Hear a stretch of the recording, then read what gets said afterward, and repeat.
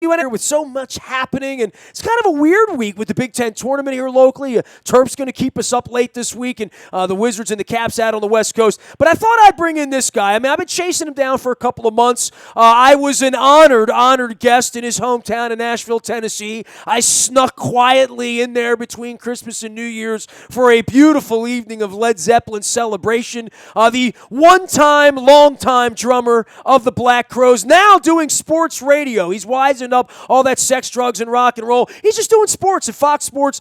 He's our pal. He's an Orioles fan, as I am a Black Crowes fan. He is Steve Gorman. He is SGS. That's Steve Gorman Sports Fox out on Twitter. And Gorman, that was a hell of a hootenanny you put down there with the Misty Mountain Hop back in December. I appreciate the kindness. My ears are still ringing with the thoughts of Celebration Day and, in my time of dying.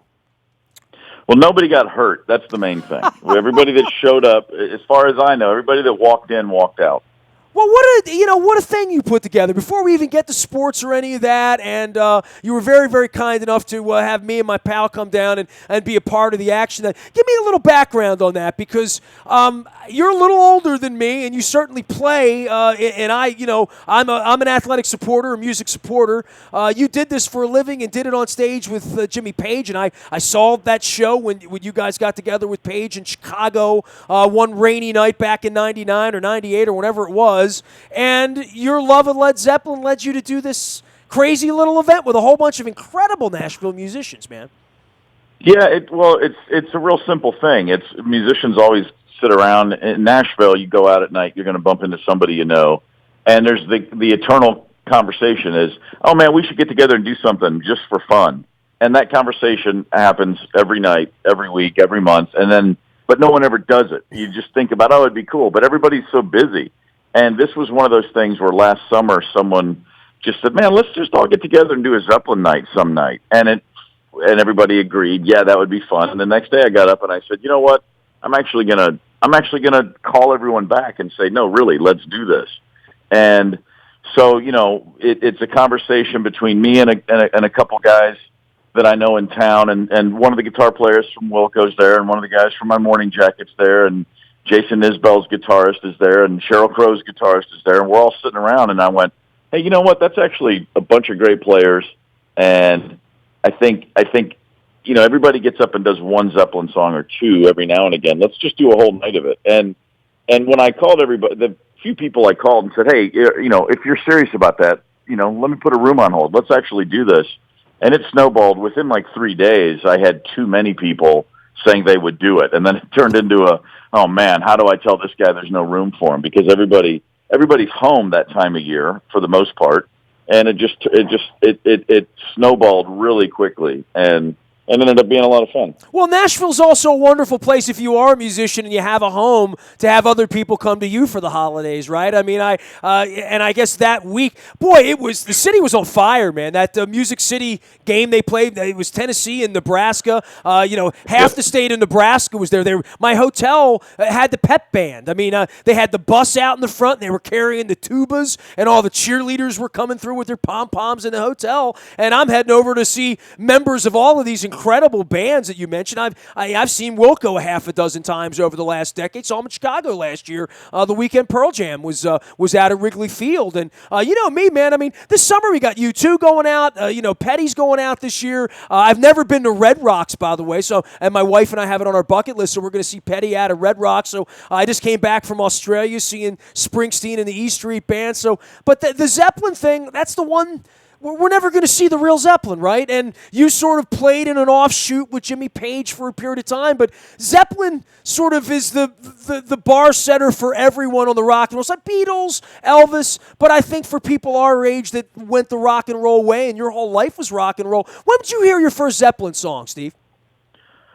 Well, I mean, growing up, it was everywhere, I mean, I was born in '65, so their first record came out when I was hadn't even turned 4 in 1969. So it was just always around. I didn't dig into Zeppelin and, put the headphones on and really dive in until I was probably 21 years old. It was everywhere Really? on the radio growing up, but I got by the 70s, I got into punk and new wave and I went away from the big stadium acts. And so See, I remember when where I moved was when to, Bonham died, right? Because they had just released In Through the Outdoor. I was in the 7th grade. I had gone to a new school where everybody had jean jackets and they like had Pink Floyd bumper stickers and and Journey and MTV was kind of coming a little bit, but it wasn't there yet. And they had announced a set of dates. They were playing the Capitol Center, man, and like we were going to go see Led Zeppelin, like literally. And Bonham died, and right around the same time when John Lennon. It was at the same period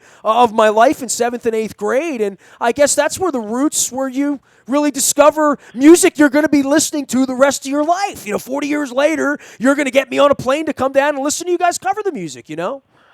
Well, if it's that music, for sure. I mean, I think you said like Elvis and the Beatles, but for guys that want to play and for guitarists and drummers that want to really express themselves in the rock vein anyway, Zeppelin is the top of the heap. I mean, there's a million great bands since, but they just seem to encapsulate so many elements that every other band is taken from. Chuck Klosterman always said that, every boy between the ages of 14 and 20 has a Led Zeppelin phase. Doesn't matter what year it is.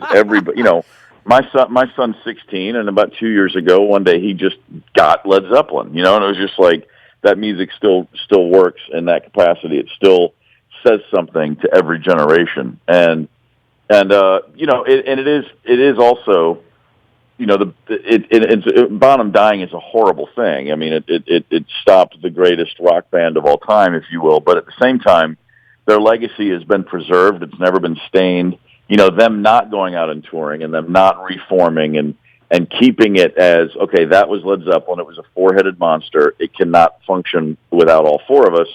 That's gone a long way towards maintaining the way people see that band and them staying atop the list. I mean, if they had decided to tour with Jason Bonham or with any other drummer, it would have been a huge success, but it's not Led Zeppelin. And to Robert, I give Robert Plant credit all day long for saying, no, that was what it was. Let's just move on. And I'd love to see Jimmy Page move on and make new music, but he seems content to just dig through the trove of Zeppelin and continue to remix and remaster and come up with never released tracks before, and he sort of lives there. But I think the best thing Led Zeppelin has done in the last 40 years is nothing.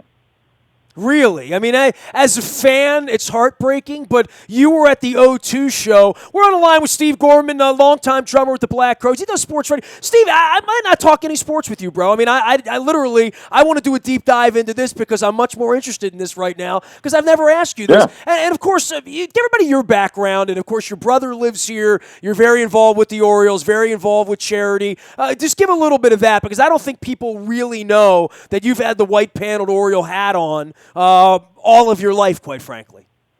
Yeah, well, I grew up in Severna Park, and so even though I did leave when I was 10 years old, but when I moved down to Kentucky at 10, a bunch of a couple of my older brothers and my older sisters, they all stayed back in the Baltimore or DC area. So Baltimore for sports anyway. I mean, I grew up; it was all Orioles and Colts for me. So and obviously that. The Colts went away, and I didn't follow them to Indy. I just stayed without a team for about 20 years till I ended up in Nashville. But the Orioles are my longest sports loyalty. I don't remember a time where I wasn't an O's fan. Well, and in the case, for me, I don't remember when I wasn't a Black Crowes fan because you guys came into my life. I was a music critic. You guys were playing Hammer Jacks with Junkyard.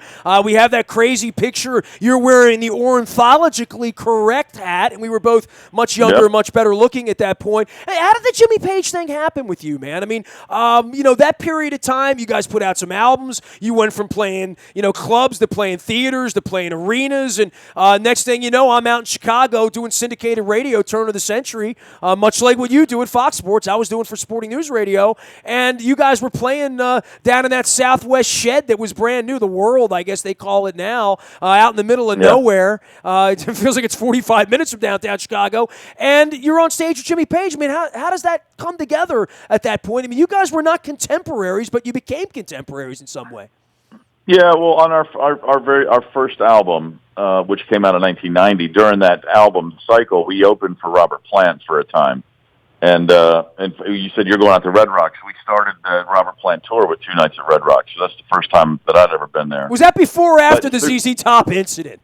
A couple months before. This was in the fall of '90. So okay. But we got on great with Robert and always stayed in touch, and we would see him every couple of years. I mean, the summer of '93, we did a ton of festivals in Europe together, and he was just a guy that was always very gracious and welcoming, but we had never met Jimmy. By '95, I think it was, we were in London, and Robert came to see us and brought Jimmy along because Paige Plant had just recorded Unleaded, right. and they were back working together again. Right. And so the first time we met Jimmy was actually Super Bowl Sunday '95. It was Niners-Chargers Super Bowl, Miami, and we were in London, and after the show, we played the Royal Albert Hall, and afterwards, we had a big room upstairs at the venue where they had a TV that showed the game for us. So we all had an after-show party so we could watch the Super Bowl, and that's the first time we ever hung out with Paige. And, we got on like a house on fire. And a couple weeks later, we were in Paris, and he turned up and sat in with us. And so it started very, very organically. He liked the band, and of course, we liked some of the work he had done, as you might imagine. And it turned into... We just like with Robert, we just got along right off the bat. And so then we did some shows with Paige Plant over the next few years in South America and different places. And so we always had a friendship. And in the summer of '99, we were touring in Europe, and we were going to be coming through London. We were playing Wembley Stadium. It's a big show there with Aerosmith and Lenny Kravitz and Stereophonics and the Black Crowes and a bunch of bands. And Jimmy had a charity gig he had organized for that weekend, and he got a hold of us and said, you're going to be in London playing on Saturday. Are you available to be my band for the night on Sunday? And, the answer to that question is, of course, yes, we are. So we got together with him once and did a quick rehearsal, and we just learned an hour or so of tunes. And to us, it was just this crazy one-off, hey, let's go play Zeppelin songs with Jimmy Page. I mean, it was just... Why not? And it was an hour... Yeah, I mean, it was just the greatest bonus night you would never expect or even think would happen. And we just had a blast doing it. And, I mean, by the end of that night, we were all looking at each other going, this is really fun. And Paige Plant had stopped by that point. And Jimmy said, that night, he goes, man, I would love to do this some more. And next thing you know, 3 months later, we're out touring with Jimmy.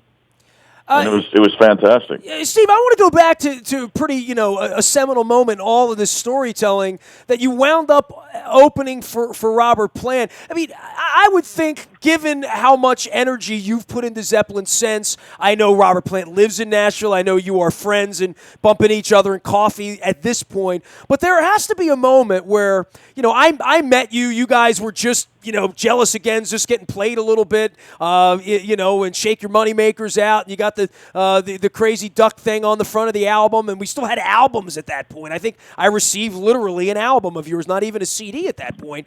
And right.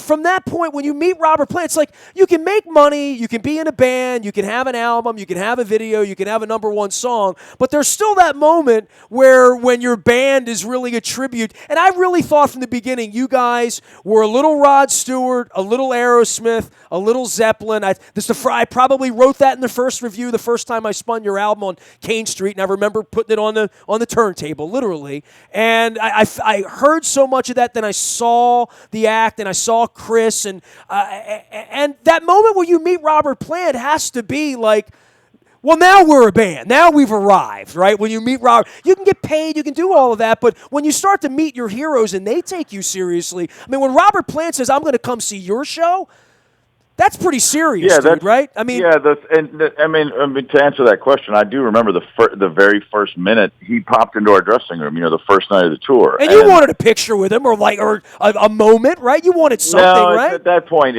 no. I mean, we didn't really think that way. Well, back then, it was if you got a picture of somebody, it's because somebody was had a camera, and it was a very different. It wasn't as ubiquitous as it is now, where everybody thinks about a picture. We just, we knew we were going to be on the road with him for 6 weeks. And, you don't know going into that. Are you even going to hang out? Are you going to meet the guy? How does he operate? Does he even deal with opening bands? Does he even know who the opening band is? A lot of those artists aren't involved in those decisions. He was well aware of us. He liked our record. He picked us out. So he embraced us right away. And, it's like those moments are in the moment when you're actually talking to somebody like that, like you said, your heroes, you right away recognize, oh, we have a lot in common. I mean, we're right where he was 20 years ago, and he could recognize in us a lot of similar ground.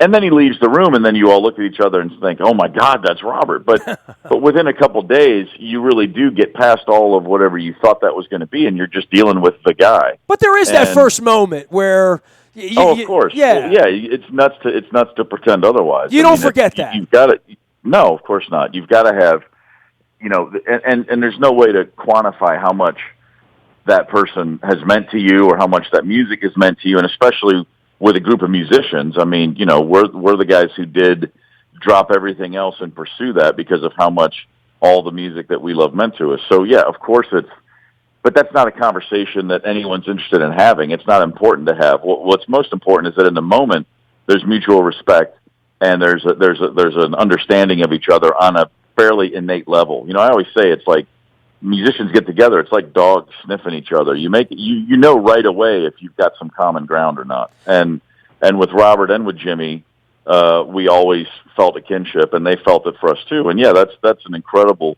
It's really gratifying, to recognize that early on. And it didn't make us feel. It doesn't boost your arrogance or your ego. It actually is humbling, and it just inspires you more than you might think possible. And you went to the O2 show, so I want to give a little plug here where the Ravens are playing in London this year. A lot of our fans haven't been. I haven't been in a long time. I'm going to go this summer and do some pre-scouting.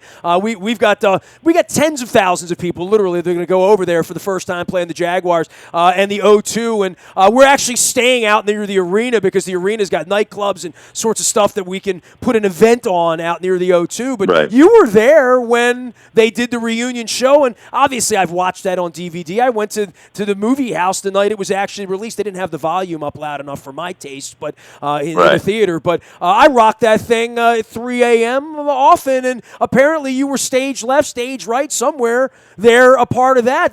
That was a pretty special thing, and I think from a Zeppelin standpoint, putting on a night of Zeppelin as you did in Nashville, that's all you've got left because there are no other nights. I mean, I see the band Get the Lead Out. They come around here once a year. They're wonderful. They're outstanding. But if you want to go see live Zeppelin music, it really did take sort of the night for you to do that because that one night has been left alone, and they're never going to play again together. Yeah, I mean, I think, and it is something that's, again, just speaks to the power of that music. But it's they aren't going to play again, and that was a great night in London, and they did it. It was perfect to do that. It was for a good reason. It encapsulated a lot of things. They honored Ahmet Ertegun, who was a huge part of their career.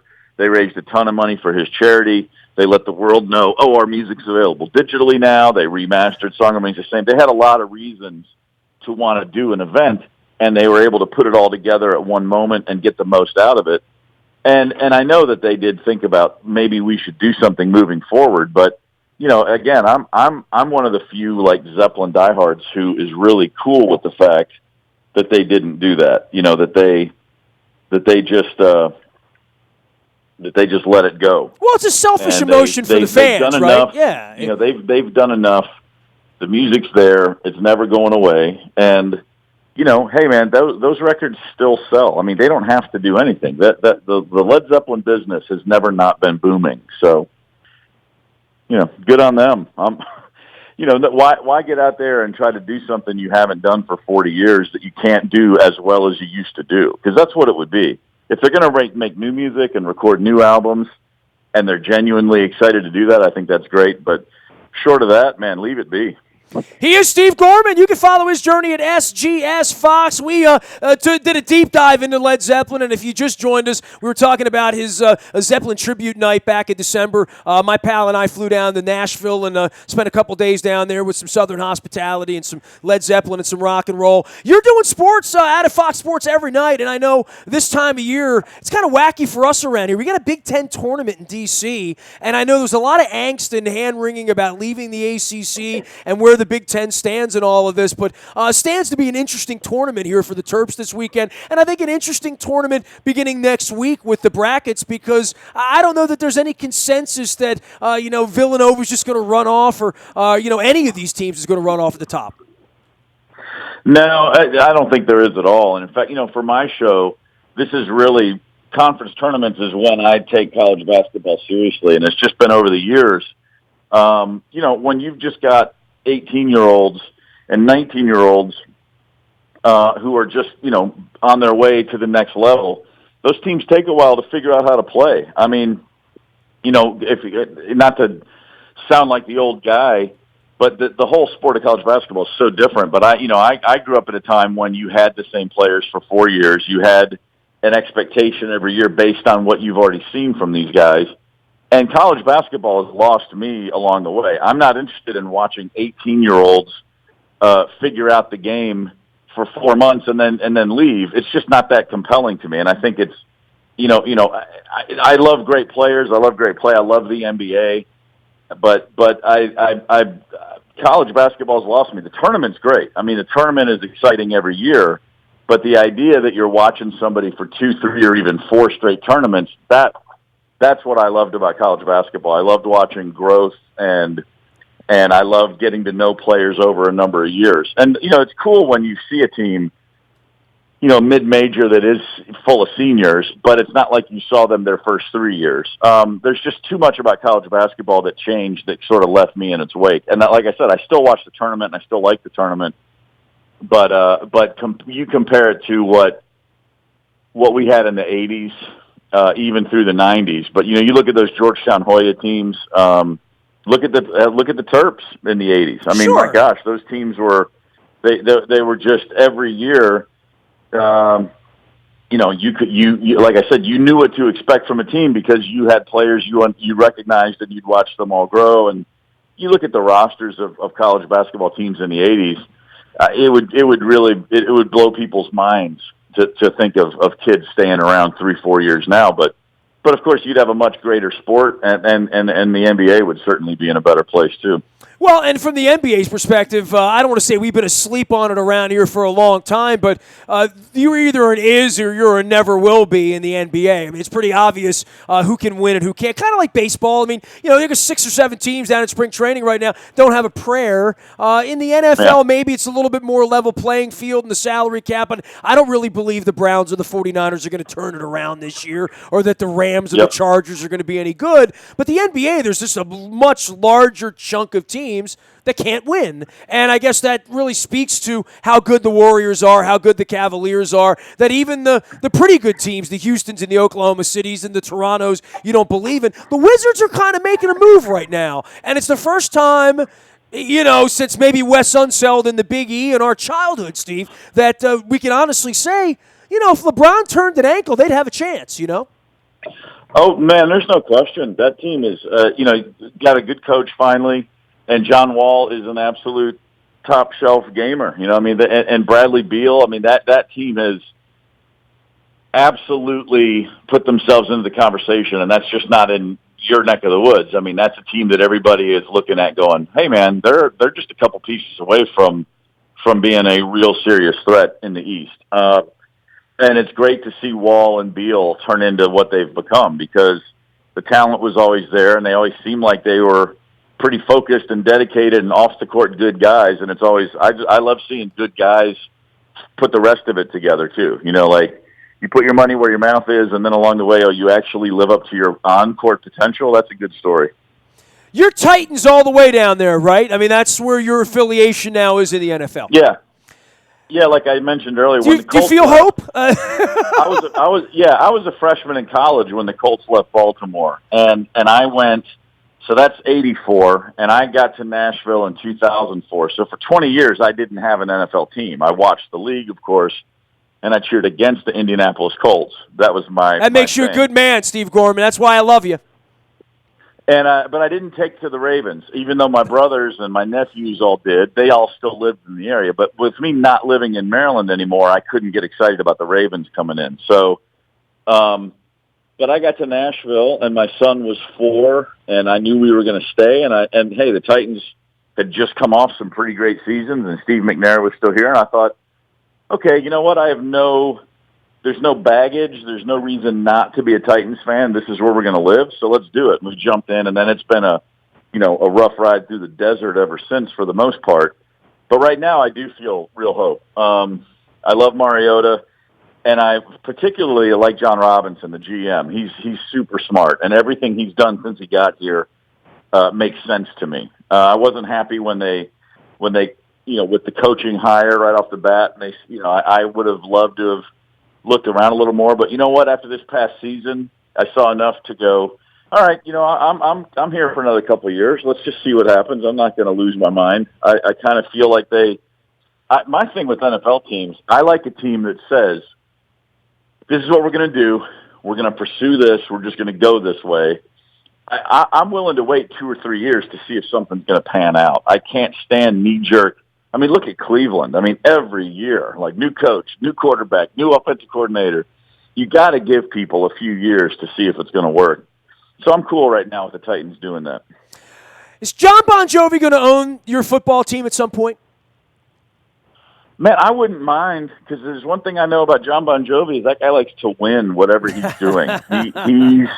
He's not content to just sit back and be a rich guy with good hair. I mean, he still goes out, and I'm not saying that I'm not, I don't care what his music sounds like. I'm not even talking about that. I'm just saying, but he's incredibly successful, and everything he does, he's sort of, maniacally competitive with. So that's the kind of owner I would like to see. There's a lot of, it could be a lot worse than having John Bon Jovi as your owner, like having the Addams family as your owner, which we've had for forever, and they're all out of their minds. There's a punchline about the Addams family there somewhere. Oh, yeah.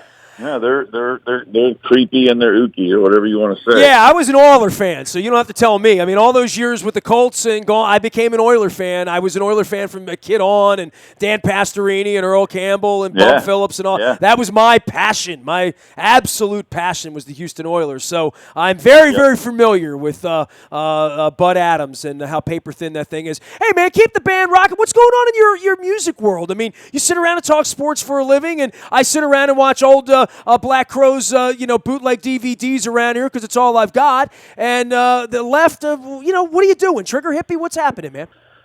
Yeah, my band Trigger Hippie, we're finishing an album right now, our second album. I don't know if it's going to come out as an album or a series of EPs, but we've just got a bunch of songs that we're finishing up.